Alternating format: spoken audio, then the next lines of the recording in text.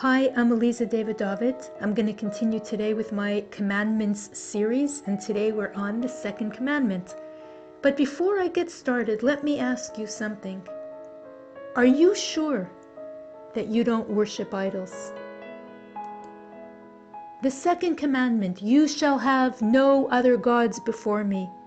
You shall not make for yourself a graven image, nor any manner of likeness of anything that is in the heaven above, that is in the earth below, or that is in the water under the earth.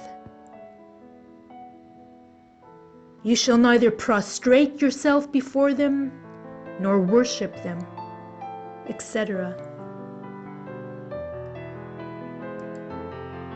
The second commandment, you shall have no other gods, leads the list of 365 commandments of thou shalt nots in the Torah. There are 365 negative commandments, thou shalt nots, 248 positive commandments. So is this second commandment relevant in today's times? Idol worship. How many of us have a golden calf in our living room? But the one thing about the Torah is that it never becomes obsolete. Its lessons are eternal.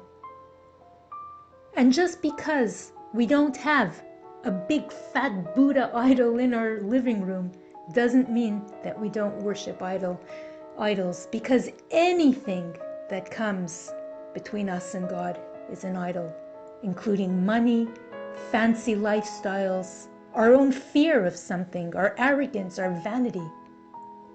When we are living and breathing for any cause that doesn't serve God, that is idol worship. Making money, it's your passion, you're good at it, and it's okay, but only if the goal is to give tons of money to worthwhile charities to help the sick, to help the poor, widows, orphans, Torah institutions, to make this world a better place.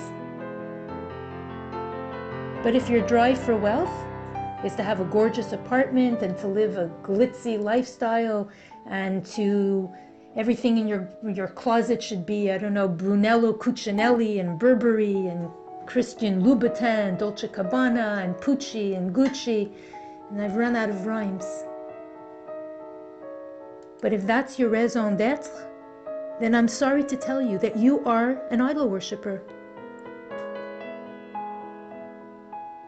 You see, I personally prefer to worship the one and only God, because for Him, there's no cheap knockoffs. Everything else that I just listed, there are cheap knockoffs. God is one, God is only. God is forever. Hu haya, hu hoveh, vehu yihiyeh. Another possibility that you are worshiping idols and you don't even know it. Are you putting all your faith into a person? That they'll be the one to help you and give you money, or to a doctor, he'll be the one to save you and give you life, or to a lawyer, he's the one who's going to get you out of jail or keep you out of jail or save you money in your divorce. You see, under the best doctors, plenty of patients have died under their scalpel. And with the best of lawyers, there's plenty of clients of theirs who are doing time. Yes, we have to pursue the best and try our best and do the best to survive in practical terms in this life.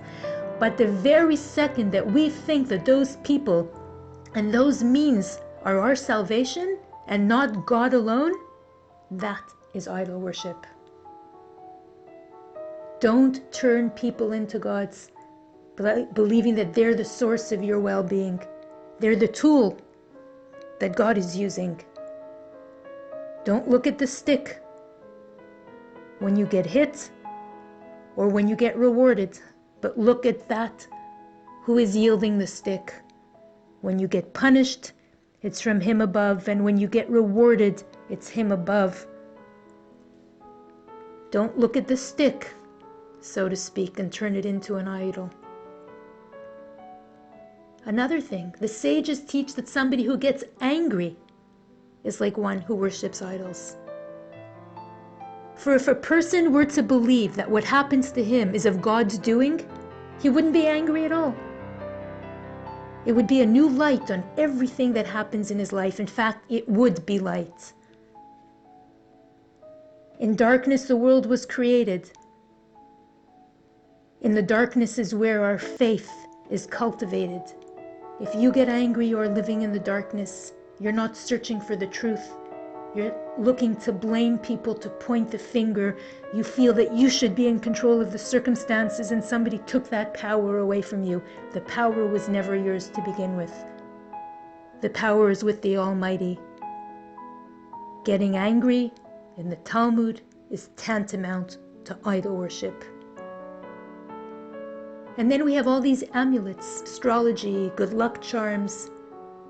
To think for 1 second that those things are saving us, that are helping us, it's only God that's saving us, and it's only God that's punishing us, and thinking otherwise is idol worship.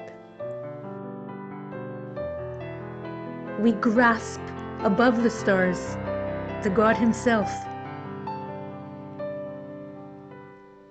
That's where our destiny lies. That's where our future lies. That's where our hope lies. In God we trust. Value the message, not the medium upon which it's written. And so, my friends, after we examine the second commandment, I ask you again, are you sure that you are not an idol worshiper?